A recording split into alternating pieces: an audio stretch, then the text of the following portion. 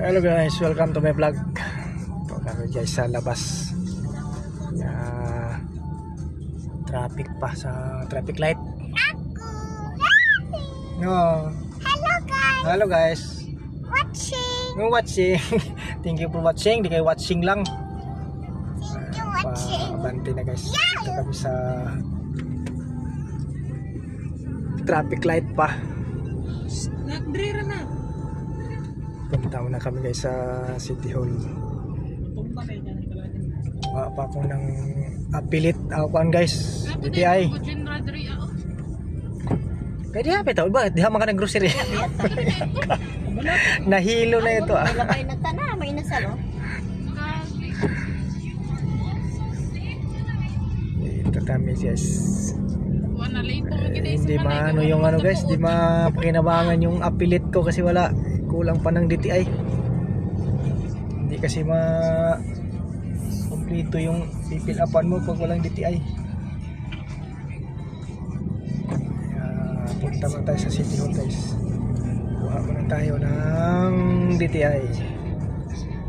Malay mo, sayang din yung piso-piso guys. Yung sense sayang. Pangbili ng karayom. Pangtahi. Oy, kakaliwa mong kaudoy. Sandali. Okay.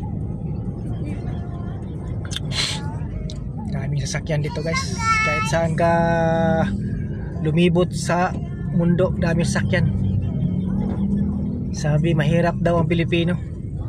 Paano naging mahirap Pilipino guys? Kahit nagtatanim ng palay, nagdadamo nakamotor. Kami noon, kahit papunta ng baryo, naglakad lang. Ang layo, 5 kilometro, 10 kilometro yung lalakarin mo bago makabili ng pagkain sa baryo. Ngayon, hindi masyadong mahirap guys. Kasi lahat may motor.